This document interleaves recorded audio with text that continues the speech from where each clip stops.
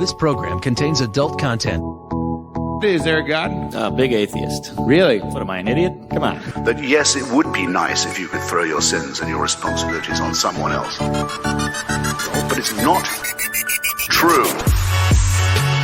It looks like far-left lunacy. I don't believe that it's true that religion is moral or ethical. You don't need to follow anybody! It's not human intelligence! If someone doesn't value logical consistency, what logical argument are you going to give them that will demonstrate that they should? Hello and welcome to the Godless Rebelution. Today is Monday, July 11th. This is episode 384. My name is Dan Ellis, and I've been trying to get shit up set here for a while now, being and mine having his brain broken. Jesus that's Christ. German.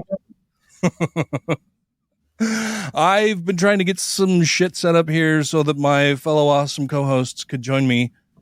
We got some new equipment, and I've not had time to adequately set up or test anything, so I've been wasting your guys' time. My apologies. I'm joined by Mr. Taylor Grin. Buongiorno. And Mr. Ryan Duffy. That would be the one sitting over here. Ooh wee! Thanks for joining me, fellas. Sorry to have wasted an hour of your time already. What's new with you guys? Let's go with Taylor first, because we haven't heard from you for a bit. Oh man, I have had a couple of weeks. I don't even know how long I've been gone from the show. I'm sorry, guys. I really apologize. So I moved into the new apartment. It's awesome. Verizon has an international plan. It is not awesome. I had half a gig of internet a day at the cost of $10 per day for the last month. And then the day that I got internet installed in my apartment was also the day that I came down with a bacterial stomach infection that was so bad I had to go to the ER. I will spare the listeners the details, but I lost 5 kilos in like 8 or 9 days. So what is that in American? I went from like 205 to like 195, 194, somewhere in there. Wow. So yeah. Yeah, it was unpleasant. But I'm in an apartment. It's pretty nice. Yeah, just kind of hanging out.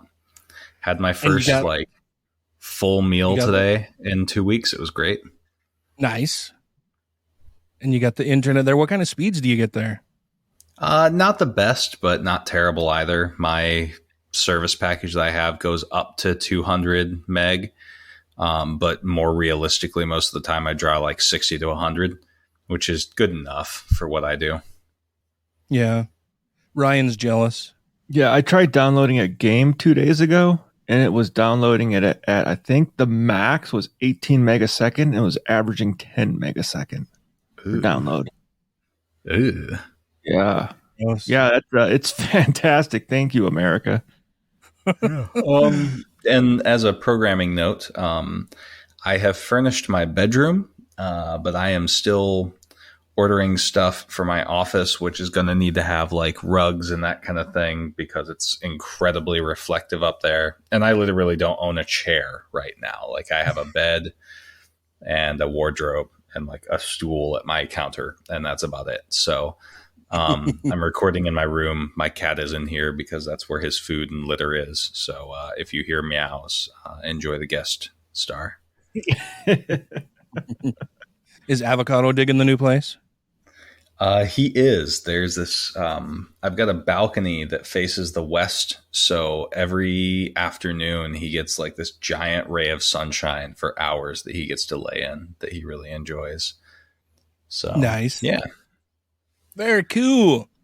Yeah. I'm sorry you were so sick, man. I'm glad to hear that you're on the mend, and you sent us a bunch of pictures of delicious food that you were eating today. Yeah. Yeah, it was great. I had, oh gosh, like 3 pieces of citrus acid cured salmon, and then pasta with a duck ragu, and then veal with paella and peas. And a glass of red wine for 40 euros. Like, this country is awesome. How much is that in US dollars? For the first time in history, basically $40. The euro and the dollar are on track to be within a penny of each other for the first time. Like, ever. Wow. Yeah. Wow. Well, that's cool. And you're digging the scenery, digging the apartment, getting settled in. Oh yeah, it's beautiful. The apartment is really nice. It's beautiful inside.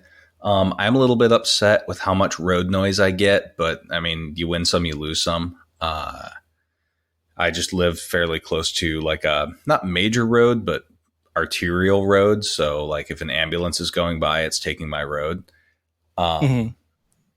But no, I mean, I'm very close to the city center, which is awesome because it's got like old Roman and Renaissance architecture. And regularly, if I'm walking downtown to go to like eat or see a concert or something like that, I'll bump into somebody I know and just walk with them until we part ways. Like it's kind of a cool thing to be like, oh yeah, we'll walk and talk for a couple blocks and then split off again, like at random, because that's just life here. So yeah, it's great. And then work is awesome. Work is really cool. And my coworkers are just amazing. When I got sick, right off the bat, my immediate supervisor came by with a big old care package of Pedialyte and chicken noodle soup and stuff. And then when I went to the hospital, my like boss, like the woman in charge of the entire office, came to the hospital to like translate for me. Nice. Like past midnight. Like it was crazy. So yeah, I've got great coworkers. So comparatively speaking, how's the healthcare system there from your first foray into that arena? It's mixed, man. Like on the one hand, I spent 16 hours, including an overnight at a hospital, for them to, in the end, accept when I was telling them that all I needed was antibiotics. And that was me going through 2 different blood draws and an ultrasound to make sure that there wasn't anything more serious than just a bacterial infection. But that being said, I stayed in a hotel, including overnight, like sleeping there in a bed for 16 hours and got antibiotics. And my total bill was like $20. So, yeah. Remember the time that you went to a hospital here in the U.S. and they walked you out to your car and you just passed out in the parking lot and you're like, oh shit, he might be sick? Yeah. Yeah, they didn't do that to you in Italy, did they? Well, yes, but also no. Like, that's the other funny thing is, like, when I went to the emergency room, I was like, hey, I haven't been able to eat for like a week and a half. And, I can't keep food down and it keeps coming out the other end faster than I can replace like water. They were like, oh, okay. And they've got like a triage system and they gave me the very lowest priority possible. And then I passed out in my chair and then woke up and threw up in a waste paper basket. And some Italian woman angrily yelled at the people at the desk. And then they upgraded my triage to like important and took me back immediately. So win some, you lose some. Yeah. Like there are a lot of people who will go to the ER for things that really don't merit going to the ER for. So if you don't act like you are in life-ending pain, you might not get treatment at the pace that you need it. The whole squeaky wheel gets the painkillers.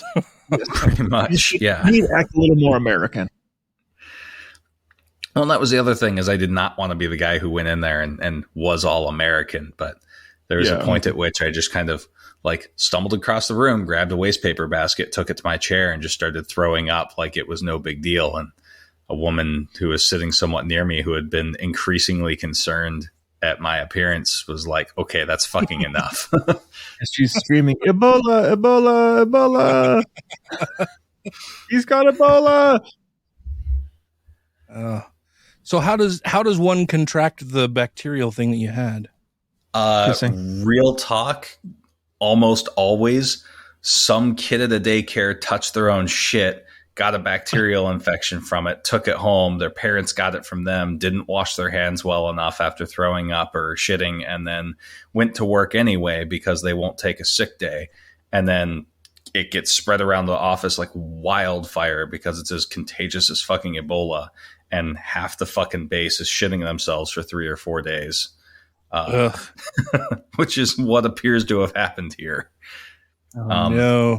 If you have kids and they get sick, don't send them back to daycare. Take a day off and wash your goddamn hands. So you got sick because someone was acting American. Pretty much. Yeah. Well, and because I work on an army base, so it can be very difficult for soldiers with legitimate reasons to actually take work off when they're sick. Mm-hmm. And so a lot of them will think, oh, it's not bad. It's just a little diarrhea. And then they come to work and it's not good. It'll just blend in with my camo. It's fine. It's no big deal. It's no big deal. Well, I'm glad you're feeling better, man, for sure. Glad to have you back. What's new with you, Mr. Duffy? I hate to break it to you guys, but I think I am going to be famous. Oh, really? I'm going to be all over the internet.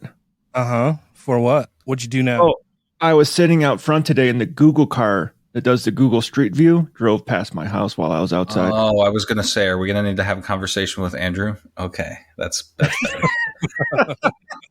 Yeah, so I'm going to be all over Google. Like, if you go on Google Street View and go past my house sometime in the future, you might see Ryan standing there with a box in his hand, applying some polyurethane to the inside of it, looking at this car going, what the fuck are you doing? Famous as fuck. Were you in the garage or out in the driveway? I was in the garage, but I was looking out and I was like, the garage door is wide open. And I just look out and I'm like, here's a Google car passing my house. I'm like, oh, I'm going to be famous. Awesome. And I got to have lunch with you yesterday, Dan. That's Taylor even wasn't more. invited. Taylor, what? Taylor wasn't invited. We figured it would take you too long to get to us. Yeah, it's a bit Dan of a, came up here yesterday, and we had some good I don't know what you call it, lunch. Laderne. It was a dinner, maybe. Dinner. Yeah, it was late lunch, early dinner. Yeah. Oh, it's good to get to see you again because usually we just get to have this interaction besides actually getting to sit down and. Oh yeah, well, it gave me a good excuse to drive the new car for a bit. Yes, which me and Sarah both loved very much. It's a nice car. Cool, right? It's fucking great, man. I love it. It's just awesome. I think my favorite feature is being able to remote start it with my phone. And well, I mean, not even that, but just how it recognized you when you got close to it. Oh yeah. Yeah, and the mirrors fold out, and it casts the little thing. The I decal. think that was Sarah's favorite part. Sarah's favorite part was the mirrors. Yeah. Oh yeah. The mirrors fold out, and yeah, it's just I fucking love the car, man. It's so much fun to drive. It's awesome. It's fast. It's the coolest thing. Yeah. Oh yeah, it is fast. It was fun. It's surprisingly fast, and it's so smooth at getting up to very high speeds that it's also a little dangerous. I did the fastest I've had it is 120 miles an hour so far. And it gets there really quickly and really smoothly. Like the only thing that you have to really indicate how fast you're going other than the odometer or the speedometer is you can hear the wind rushing around the car much more quickly. Like it just turns into this sound at 120 miles an hour. I'm not going to say how fast I've driven in a car. It's I think the fastest I've gone it was over 140 because it was in my old Pontiac. I had a GTO and I got that. I believe the speedometer went to 140 and I buried the needle in that. But I also floated the front end in that and I didn't want to do that again. So I didn't. That was the fastest I've ever had it. And I haven't gone that fast in another car since then. And just tooling around in the new car. This was last week and it was on a stretch of I-15 where there was no traffic around. Late in the afternoon, early evening, like miles in front and behind me. I was like the only person there. Otherwise, I wouldn't have done it. But yeah, it was kind of fun. It's to drive fast once in a while. Oh yeah, for sure. But yeah, it was good seeing you. Nice driving up there. On our way back home, Tracy and I, excuse me, because I used to live up in that area, right? I lived in 4 different houses up in there. So on our way back, we decided, let's go and just look at the old houses that we lived in and see how the neighborhood. Yeah, and let's see how the neighborhoods are going and the houses are doing, all that kind of stuff. It was kind of interesting. And so we just kind of took a tour of Syracuse and West Point and Clearfield and Layton, all over in that area. And one of the homes that we went to go look at on our way back, we were just driving through some random neighborhood because there was construction along one of the roads way out west, like in Far West. In Utah, there's a city called Far West. So we were out there and we got detoured because they were doing construction on one of the main arteries. And so it led us through this neighborhood. And as we're going through this neighborhood, we notice there are a couple pop-up canopies and some tables set up in somebody's driveway. And their garage door is open and there are signs in front of, on either side of this house as you're going up and down the road that say, that they're selling pupusas and tacos and empanadas and a bunch of other food. And Tracy's like, well, let's stop and get some. And I kind of chuckled and she just kind of looks at me like, oh, are you being serious? And she said, yeah, let's stop and get some. So we stopped, pulled over, walked up into the driveway and they're like, oh, what can we do for you? Oh, please sit, my friend, have a seat. So we ordered some pupusas and some empanadas and sat there while they cooked them like there in the garage they had a little rolling station that they could move stuff around and cook food. And they were fucking really, really good and super cheap. And then we came home and I've been fine so far. That's amazing. Oh my God. I would do that in a heartbeat. Oh, they were really, really good, man.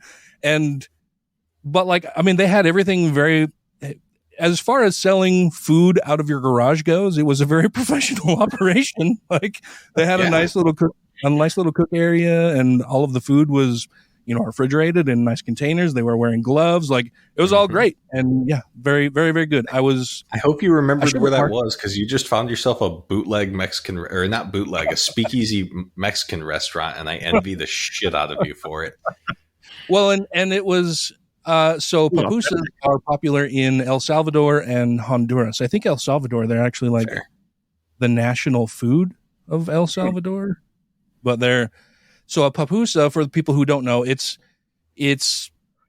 you could liken it to a tamale that is flat. It's like a flat, like pancake kind of tamale where the filling is still in the middle, but it instead of being like in a tube surrounded by a corn husk, it's still with cornmeal and meat and veggies in the middle, but they smash it flat and cook it on a griddle, and it's really good. But they had like homemade salsas, all kinds of stuff there. It was just super good, and I wish that I had marked it on our GPS, but I'm sure that if I go and review my Google Travels for yesterday, it will show up where you stop. Mm-hmm. Yeah. That we stopped there for a half hour or whatever it was. So it was kind of cool. Yeah. And it was great seeing you guys and Oz and Lulu. Yeah. And a lot of your bowls and other woodworking items. That's around just the house. Filling the house because I'm running out of storage area to put shit I make. Which just means I need to get a booth sometime to sell some of this stuff. Yeah. It'll be fun. And, make something for somebody else. Well, I mean, how much is it going to cost to ship you something over there, Taylor? I do need Kane Mark II at some point. I will figure that out. And Dan saw the one I made myself after I made yours, where I did where it can split in 2 pieces. Nice. And nice. I'll figure the handle out because I think I'll have to do a laminate for that. But that's going to be on a woodwork. What I was thinking is like so that the heads can be swapped as opposed to split down the middle. Yeah. Yeah. Mm-hmm. We'll talk offline on that. Well, cool. Well, let's move into the main portion of the show, but we'll do that when we get back from this little break. Hi, this is Justin Schieber, formerly of the Reasonable Doubts podcast and currently of Real A Theology, and you are listening to the Godless Rebelution. Okay, we say we came across this murder site and we're just cleaning it up. Who cleans up murder sites? I don't know, we're Mormons. Mormons don't clean up murder sites. Mormons are helpful. Thank you to everybody who has rated the show on iTunes and Stitcher and are following us on YouTube, Twitter, and Facebook. And to all our Patreon patrons, you make the show possible. Okay. Oh, I thought you were bringing us back in, Dan. No, I said, I'll say, okay, bring us in, Ryan. But I didn't say, okay, bring us in, Ryan. I just said, okay. We'll leave this in there. This is part of. What does it mean? Play me out. Goes. I'll do it live. We'll do it live. Partially, this is what happens. But Ryan's going to bring it back in here. So we spent the last 2 episodes talking about guns in America and stuff, and how the NRA is kind of a piece of shit. And this week, the ex-prime minister of Japan, Shibu, I had his name in my fucking head. Shinobi. That's what it was. Ex-prime minister of Japan, Shinzo Abe. Shinzo Abe. There we go. Was assassinated with a homemade gun. Yes. And I would like to maybe point out the fact that I called it. Once I saw what he used, I'm like, oh, I fucking know what that is. Oh, I was going to say that you called that he was going to be assassinated. No, just the what he had used.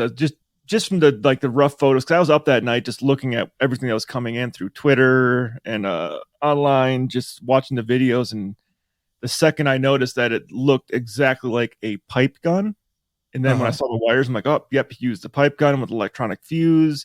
And then even Taylor jumped in online and told me, said, yeah, I saw that he used the rocket mortar, like fuses, like you use for like a hobby rocket. Like that was kind of right where my fucking brain was going.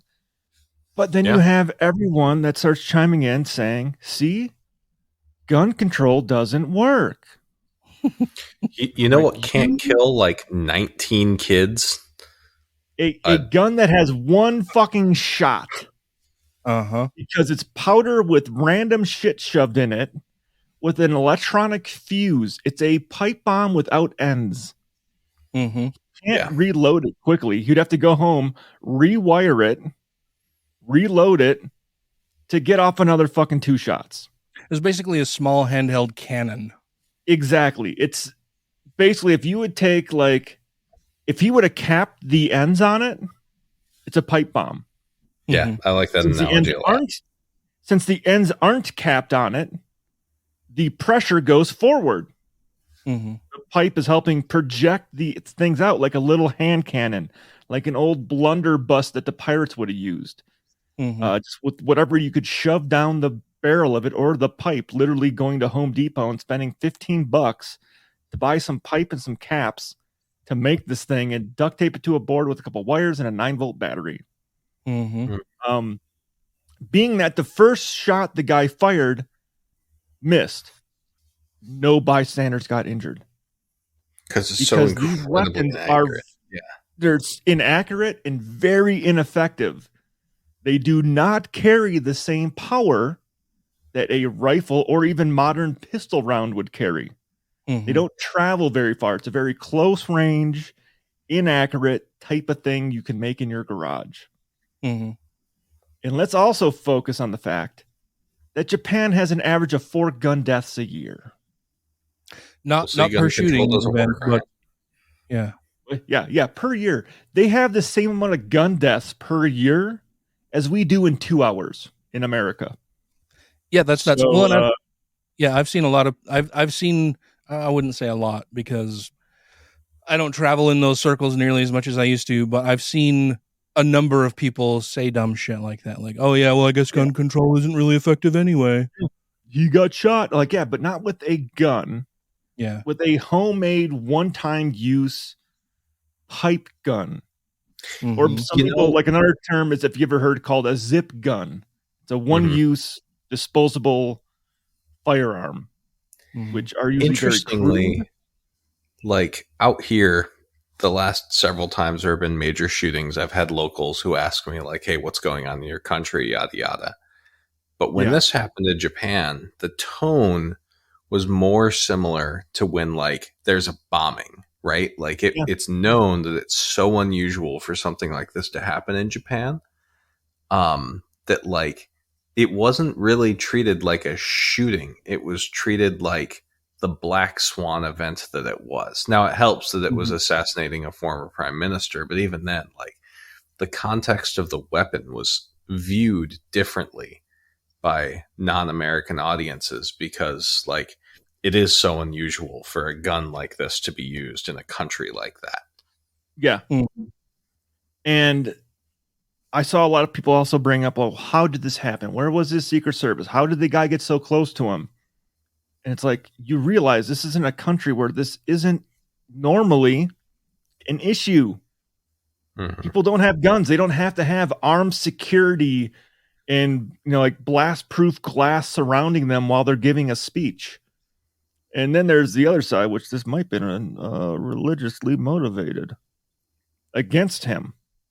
Because the motives that I've heard about it were that the person who assassinated Abe was upset because he believed that Abe was affiliated with a religious group that has basically ended up bankrupting this guy's mother. Yeah. It's a religious group from South Korea, if I'm remembering correct. And he had talked at a few forums where that religious group was putting on the event. And Trump had also talked there. So maybe someone can go talk to him. I'd heard it was some kind of Shinto cult, but I haven't looked into it a whole lot since the initial shooting.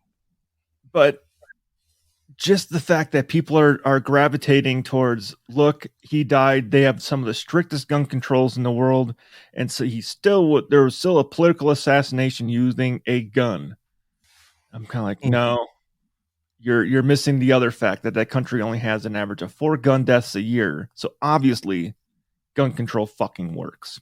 Well, and it's not even that it was really a gun. Like it wasn't a gun. It was a homemade projectile dispenser. Yeah. I mean, that's a good way to put it. I mean, it was very crude, and I saw people being like, well, he's lucky he didn't blow up in his hands. Like, well, no, it's pretty... The fact of the matter is it's pretty easy to make an improvised device like this, but they're not going to be accurate. They're not going to be multi-use. You're not going to be able to reload it. You can, but it's not going to be anything quick. And yeah, it happened. You're not going to be able to use an assault rifle. Yeah, you're not going to be able to use it to mow down, a couple dozen grade school kids or a couple hundred people attending a concert. Yeah, and I'm not too familiar with the wounds. I heard that he got hit in the neck and the chest.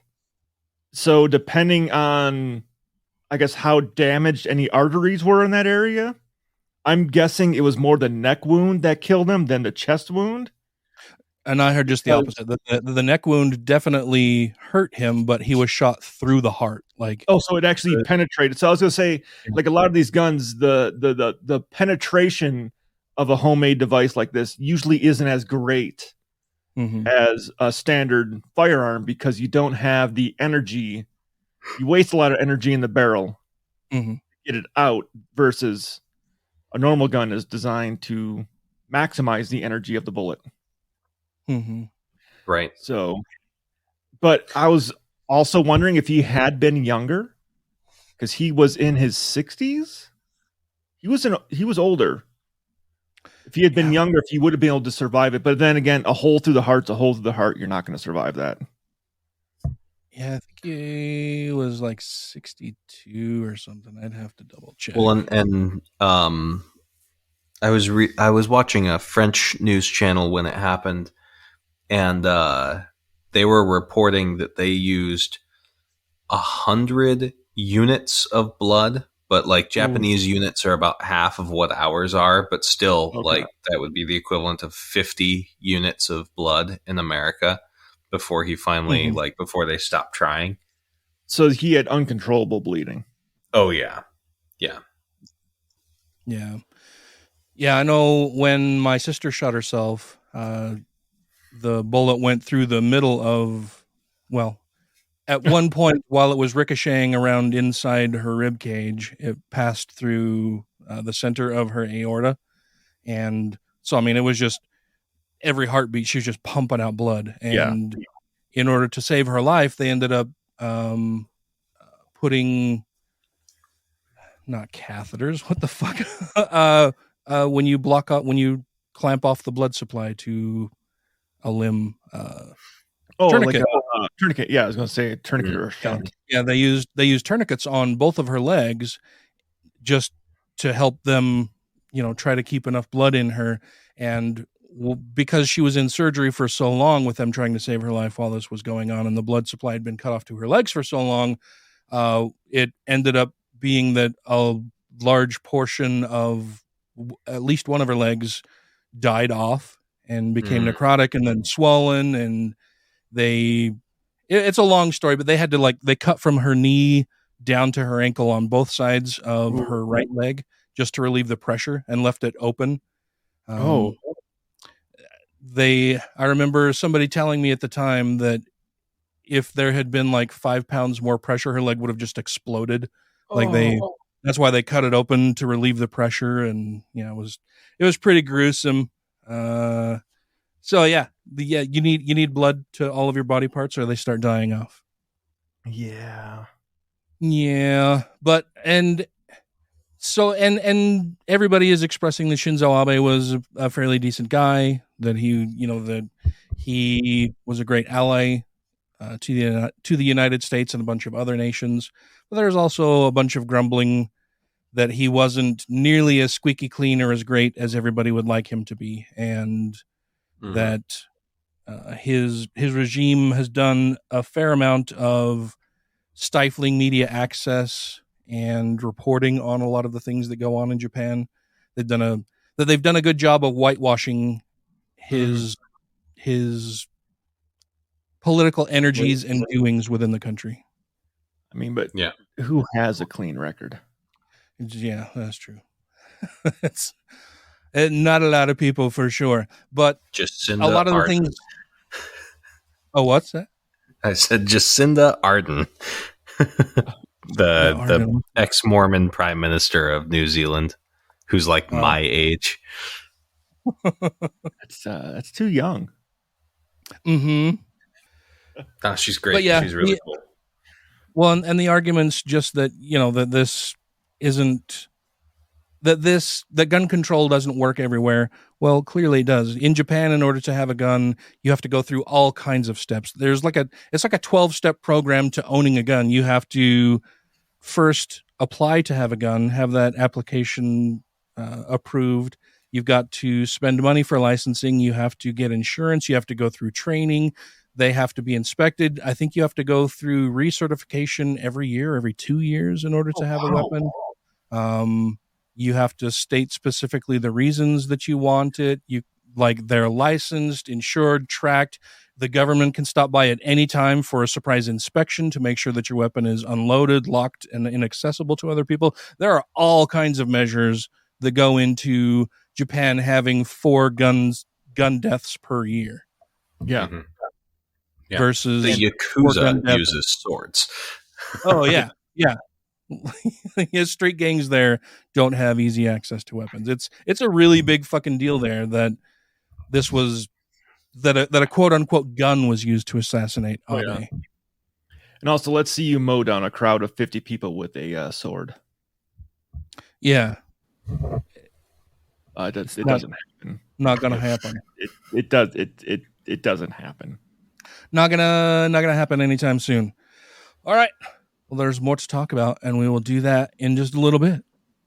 Hello, I'm Lloyd Evans. I'm a former Jehovah's Witness. I'm the author of The Reluctant Apostate and senior editor of jwsurvey.org, and you are listening to the Godless Rebelution. Whoa, good morning, Citizen Venture. Welcome to the neighborhood. All right, who are you and what are you selling? If it's cookies, I'll take 2 boxes of Thin Mints. If it's religion, you can leave the way you came. If you have questions, comments, concerns, compliments, corrections, criticisms, or concepts for content, contact the show via email at godlessrebelution@gmail.com, by text or voicemail at 330-81-REBEL, or Twitter the Twatter at TGR Podcast. Thank you! And we're back. Bringing us away from gun control and back into the burgeoning Christian nationalist state that we are coming to occupy. In Wisconsin, a woman named Jessica Pence, who was married for 17 years, was attempting to buy contraceptives when she had left some of hers at home on accident. And the clerk told her that he couldn't sell them to her. And she said, why not? Were they out of stock or was something wrong? And he said, oh no, I'm sorry. We could sell that to you, but I will not because of my faith. And then a manager at the location also refused to sell her contraceptives. Do you know what kind of contraceptive? Like, are we talking about just regular, like, birth control? So I saw reports of both condoms and, like, birth control pill. So she was on the pill and left her pill at home. And she asked, I guess, for condoms first and then the pill after that. And they provided neither. So was her husband not there to sign for the stuff, or what was the issue? I know we're in 1950 again. You need your husband's permission to be on birth, because she was already married. We said that part. So obviously she just must not have had her husband's signature. Motherfuckers. Yeah. And here's the thing, like, when the decision came down that broke Roe v. Wade, Clarence Thomas specifically called out that his next on the chopping block was, the ability to have sex that's other than for procreation, gay marriage, and contraceptives. So this is very clearly somebody creating the predicate for such a court case. And I know we've seen this before where people have been denied contraception based on someone's religious beliefs behind the counter, saying, I can't do that, it's against my religion to sell you this, which I don't know where the fuck that lies in the Bible. But I have a feeling we're going to see more and more of this now, saying, well, nope, we can't sell it to you because that's murdering babies. And what kind of fucking bullshit nonsense is this anyway? Like, to be able to say, well, no, I'm not going to do the job I was fucking hired to do because it goes against my religious principles. Then find another fucking job, dude. You shouldn't be in that fucking job. Yeah. Well, and so that's the perfect segue for the rant that I wanted to find an excuse to go on. It doesn't matter about him doing his job. Huh? Oh, I said excuse granted. It's not about his job, right? It's about Christian nationalism. It's about people don't get to have contraception anymore, right? Because Christians don't believe that people should have contraception. And like, this is something that's really frustrated me since the Roe decision came out, and since the decision about the guy who was, like, bringing together people from the opposite sports team, to do like a giant public prayer at the 50-yard line. That is that people have said, like, oh, well, wait until a Satanist or a Muslim or something wants to do a prayer, or, why don't the people just do their job? And it's like, it's not about being consistent with your beliefs. It's not about doing your job. It's not about equal application of the law. It's about creating a Christian nationalist state. And the Supreme Court at this point does not care about internal consistency. They care about Christian nationalism, and they don't care about, the average Christian doesn't care about consistency. They care about power. And like, the one neat trick is not going to work. I really need people to understand that, like, the way that you've thought about law up until this point no longer applies. Like, on the show that our lawyer does, opening arguments, he mentioned that this year, when people who have passed law school take their bar exam, there is going to be a disclaimer for the bar that says, act as though the decisions that came out in the most recent session of the Supreme Court didn't come out, because it so fundamentally overwrote law. Well, even like we had Andrew Seidel on the show, 3 months ago? He's been on the show. Almost a year ago. Guy. Was it a year ago? Holy fuck. We need to have him back. It was in October. Yeah. Well, I am good at knowing my time frames. Yep. But I was listening to him talk the other night where he was basically saying the same thing. He's saying, take everything everything that's been common law, common practice, and throw it the fuck out the window. Because this Supreme Court does not give a fuck about precedents, about what the Constitution actually says, about any of that shit. They're in there for power. They're in there for, basically, like you said, Christian nationalism. They're going to push their agenda now that they have the chance to do it. Mm-hmm. Timothy Snyder, he's an expert on Ukrainian history and also fascism. And he wrote an essay recently called "We Are in Fascism's Legal Phase." And he discusses how a long time ago, Germany based a lot of its fascist practices off of American law. They directly derived many of their apartheid policies towards Jewish people on how we American Native Americans. And Native Americans. And he said that now that's basically going the opposite direction, or not the opposite direction, but it's kind of reaching back in time, where we're seeing basically new Jim Crow, the way that our Supreme Court is currently doing things, and that Republicans are currently doing things, is relearning the lessons of Jim Crow and applying them all over again. And the red states are constructing a legal apparatus that is authoritarian. And several episodes ago, I was saying to listeners, get out of red states. If you live in a red state, it's no longer be there so you can fight the good fight and be a blue vote. No, get the fuck out of a red state if you live in one. Because shit's going to get bad before it gets better. Well, me and Dan both live in a red state. And we're not turning purple any fucking time soon. We are deep red here. So even though our last, our last few episodes were about guns. Yeah. I'm probably gonna hang on to some of my guns for a little while, just because I don't know, the state's pretty fucking red, and that's we generally are supportive of gun control. I will be on team. You should learn how to use a gun. You should also learn first aid. You should start building tight friendships with the people in your community who have a similar mindset to your own. The only time that I tend to think that anarchists have good ideas is with crisis direct action, which is stuff like being able to provide medical treatment to your friends and vice versa, when you are in a lawless situation. And depending on how things go, it only takes, so there is a proportion of political deaths per million, at which point you can describe a country as being in a cold civil war. And for America's population of 330 million, it comes out to roughly 400 political deaths per year to be considered in a cold civil war. And people say that if it were to happen in the US, it would start looking more like the Irish Troubles or Italy's year of lead, or years of lead, whatever it's called. And it would not be hard for the Proud Boys and 3%ers and Oath Keepers to drive those numbers up pretty quickly.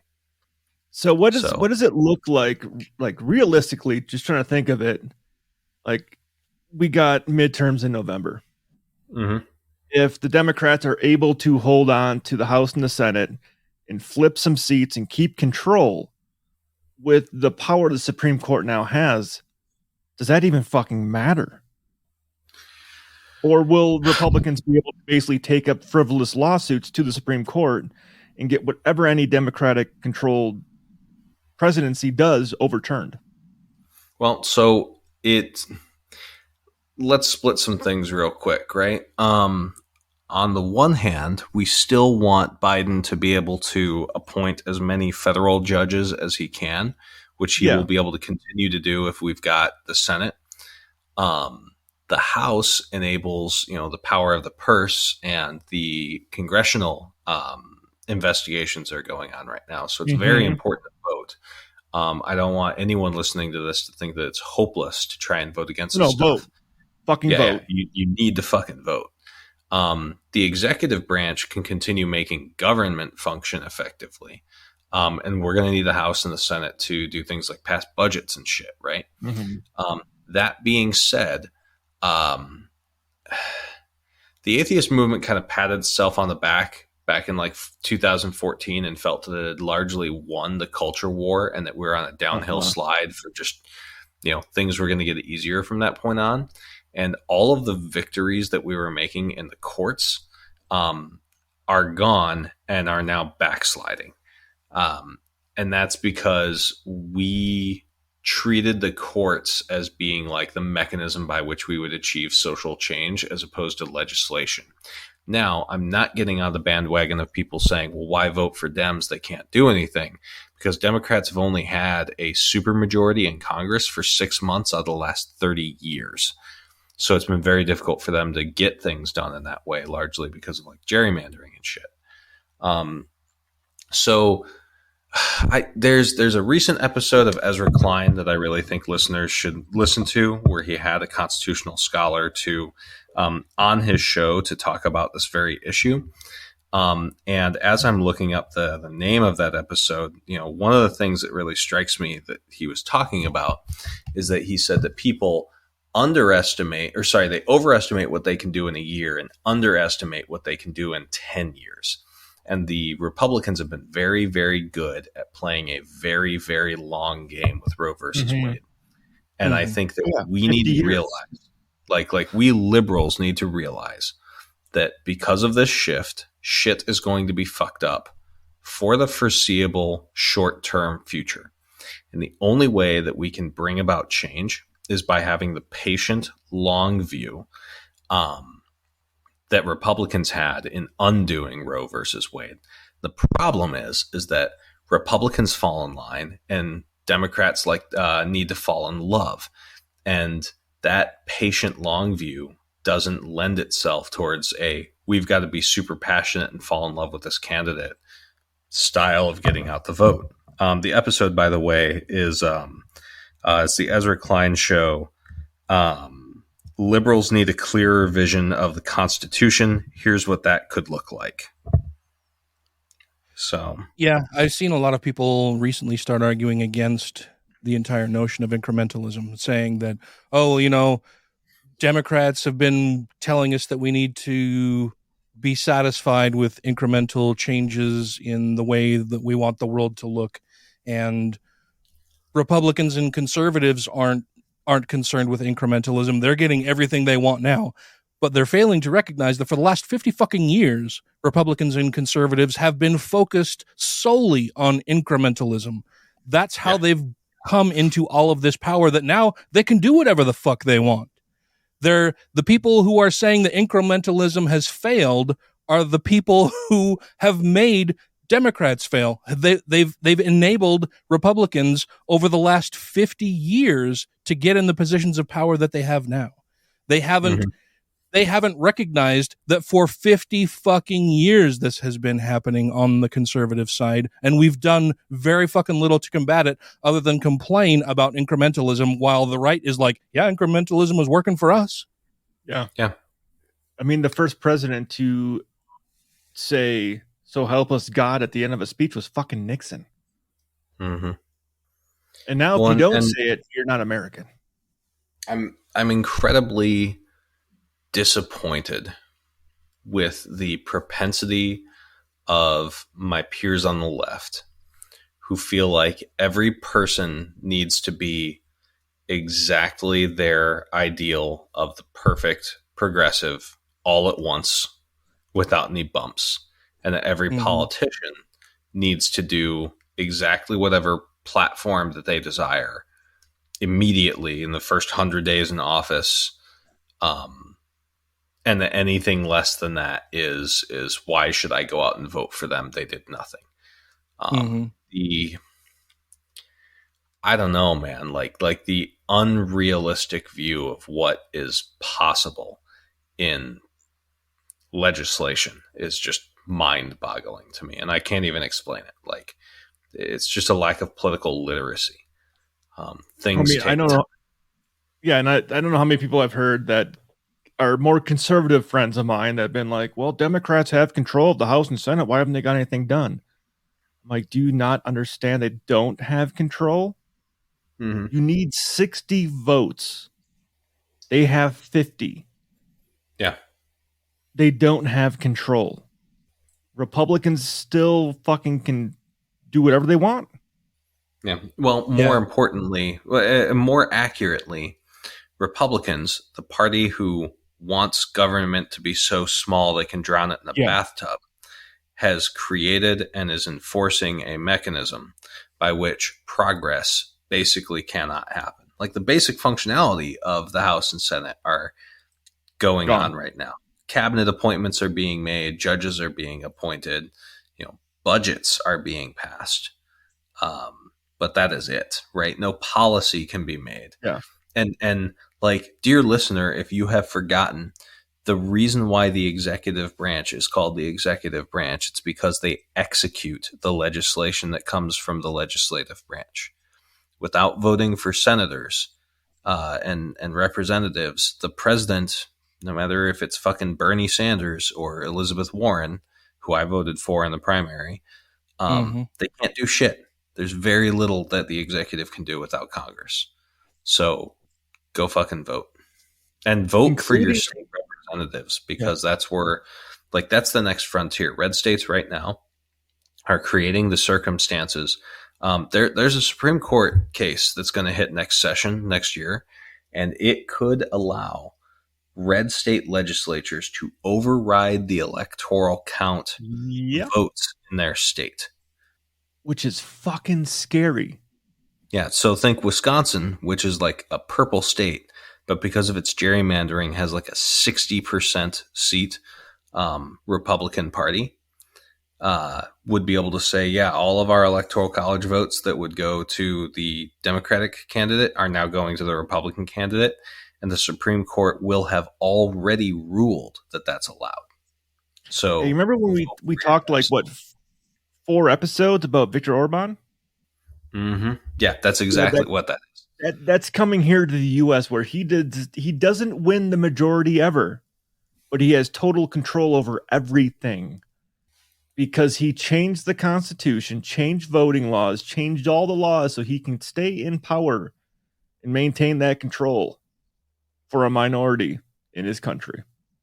I think what has most dismayed me is just the perception of a lack of fucking urgency in what is going on in the United States politically. Mm-hmm. That, like, I voted for Joe Biden in the general because, of course, I did. I wasn't going to fucking vote for Donald Trump. Yeah, I voted for Warren in the primary. I voted for Biden in the general because the alternative was fucking fascism. Like, it just worse than it is now, for sure. But I think the most dismaying thing for me is just the general lack of urgency, or the perceived general lack of urgency, that I think, Biden's poll numbers are tanking. And in large part, that's for a lot of things that are beyond his control. It's for inflation, it's for gas prices, it's all of that, all of the stuff that is involved with coming out of the pandemic. But a big portion of that also is just that he doesn't seem to understand how fucking urgent and immediate the threat is. That he is very much in the mind of old school politics where, oh no, well, we can all just get along. I just need to try to bring people together. And I think we're so far fucking past that now that it's really starting to scare a lot of people that is his current mindset, that he doesn't realize or understand how fucking bad things have gotten. He needs to play their game like they're playing it. Yeah. And he doesn't seem to be willing to do that. He doesn't want to pack the court. He doesn't want to. And the filibuster. I'll push back on that one a little bit. As far as packing the court. FDR was elected as one of the most popular presidents in American history, and he attempted to pack the court and got severe lashback. And if FDR couldn't pack the court, Biden cannot pack the court. Well, I mean, FDR issued the threat that he was going to pack the court unless they went along with what he wanted them to do, and he had the power and the Congress in place to do that if he so chose. But he got pushback from that and backed away from it. But he only backed away from it, and everybody else kind of backed away from even pushing back on him doing that, because they knew that he had the power to do that if he wanted to push for it, right? He had wild majorities in both the House and the Senate. He could have done that had he so chosen. Biden doesn't have that power. No. And we know unless they get rid of the filibuster, he can't do anything. And they're not going to get rid of the filibuster to pack the courts because I don't know, that it would look bad for them to do that. Like FDR backed away from it because he issued it as a threat, knowing that he had that power. And once they acquiesced to the demands he made, he no longer had to exercise that. It wasn't that he didn't have or couldn't have done it. It was just that they did what he wanted. They capitulated to his demands, knowing that he could have done that. Mm-hmm. But I still think that's just a hard versus soft power thing. Like, I don't think in the same vein that like Biden could pack the court. He can't. Like, I don't think that even by making the threat, he could accomplish any. Oh no, gain. yeah. You're absolutely right. He couldn't. But the fact that he is against it regardless is what I think bothers a lot of people, including myself. Well, that I think those people are how do you say, like, they aren't thinking of second order effects, and Biden is. Like, I think Biden is opposed to stacking the court because he recognizes that he couldn't do it. And so he isn't engaging in fantastical thinking. And I think that the people who are mad that he hasn't said, well, I would like to pack the court, aren't realizing that he's already engaged in that second order analysis. Right. And that's fine, but he could come out and explain that to people. He's and I guess I kind of understand it, but he's responding to people as if the vast majority of them are stupid, which they are. Like, they're ignorant of the political process, right? Like, he doesn't want to piss them off, but I mean, that's basically what it comes down to. But I think a lot of people who are more politically inclined and informed would like to see a bit more fire in the belly, and we're just not seeing it. I mean, could this be like the slow game? Like, hey, if we win, we do get that vast majority during the primaries. If the January 6th stuff is working to turn people against voting for Republicans and voting for Trump, and we do get that majority where we do have that ability, then I will push it. But don't let that card slip until that I want to do it, until we have the availability to actually do it. Yeah. And that's certainly a possibility, but I think the January 6th committee is a whole lot more important than probably a lot of people realize. Oh yeah. Yeah. It's the only thing that's going to keep Trump from being allowed to run for a second term. See, that's one area where, like, I acknowledge that the January 6th committee is very important, but if Trump can't run for office in 2024, Ron DeSantis will. Yeah, he will. And he would be worse than Trump. Ron DeSantis is already positioning himself to run. Yes. Oh, he's coming here to Utah to do a fucking stump speech. Mm-hmm. He is positioning himself just like I thought fucking Ryan from Wisconsin was going to do before Trump ran.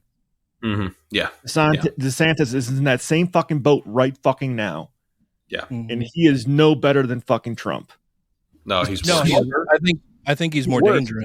Yeah, he's smarter than Trump, which makes him more dangerous because he has the same fucking agenda. Yeah. We have run out of time. Sorry. Oh. Okay, go ahead. One final thought. I apologize. I couldn't see you. My bad. I mean, he's creating armed poll watchers in Florida. Like, he's creating his own brown shirts right now. DeSantis is. So, yeah, bunch of scary shit going on for sure. We have run out of time for this episode. We are we've gotten some new technology. We're implementing some changes around the show. I understand. Please bear with us, dear listener. There may be some audio quality issues. There may be some, I don't know, continuity, some flow issues as we're moving through this transition. Please bear with us. It will be much better on the other side here in a few weeks once I get all of the things dialed in on the technology side and can better prepare for a lot of things and make sure everything is working a lot more smoothly than it was today. But I appreciate everybody for being patrons. Thank you guys very much for joining us for the show, or for joining me for the show. Yeah, well, everyone joined us. Yeah, everybody's. Thank you all so much. Before we go, though, I want to make sure that we thank our Patreon supporters. That would be Two Skeptical Chaps, A Noble Spirit and Biggins the Smallest Man, a perfectly cromulent statement. Alan Firth, All Hail Peanut Butter, Doug Willoughby, John McCullough, Ollie Olson, Sinead Duffy, Sir Roses of the River, Steve Kuno, Stephen Andrews, Celia, the Trump-hating Satanist bitch, who is a new Patreon supporter. Thank you very much, Celia.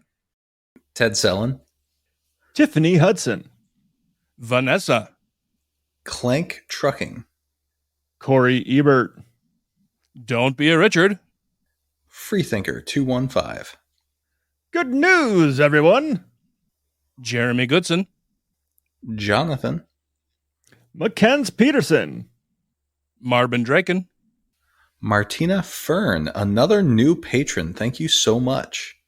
Woohoo! I know Martina. She's awesome. I met her at the American Atheists Convention. She's really, really cool. I like Martina a lot. Thank you very much, Martina. Megan Mitchell, Not a fucking gymnast, The next Patreon is an updog.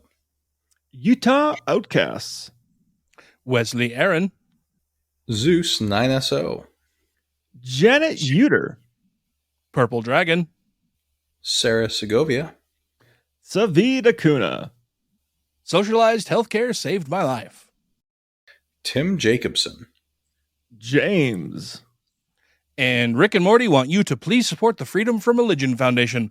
Wubba-lubba-dub-dub. Thank you all very, very much. If you, dear listener, would like to become a Patreon patron, you can do so very easily by going to patreon.com/GodlessRebelution, where you can contribute as little as $1 per episode, and then you get all kinds of fun stuff. Clips from the cutting room floor, extended episodes, or the episode released before anybody else. You get a song at the end of the episode, bonus episodes every now and then, fun stuff like that. And we're still working on other fun things that we would like to give to you because we love you and appreciate you ever so much. Yes. But until next week, thank you all very much for tuning in. I have other shit I got to go do now. Yeah, I'm going to go frocking. It's almost 2 a.m., so I think I'm going to go to sleep and go to work. Oh, shit. Voice disguise. I can change my voice with this What? new board. It has some really cool like effects things thrown in. I can also make it sound like I'm speaking on a megaphone. A megaphone, everybody. I can be a very large robot. A very large and scary robot. Or I can be a small robot. Oh, you need to make a song with that one. A small robot dancing on the dance floor. Or a monster. I'm a monster. And I can also censor. I can say, hey Ryan, I want to mama.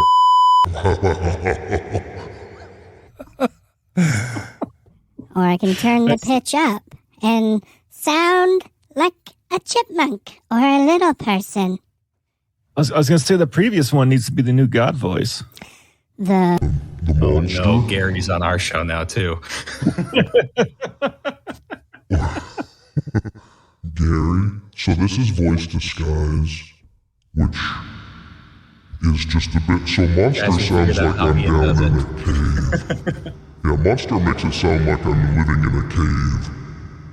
Yeah. And voice disguise just makes my voice a bit deeper. That's kind of cool. You need to say, I have a particular set of skills. I have a particular set of skills. Yeah. This has all kinds of cool shit, man. All kinds of cool shit, man. This is for when we're talking to the people in the cheap seats. Ducking. I think ducking probably just makes you guys more quiet if I'm speaking. Probably. Yeah. Ducking should be giving you priority. Ducking. Ducking. If you talk Ducking and ducking and ducking. I don't know what it's doing. So it didn't change the unlimited. Let me change that fucking.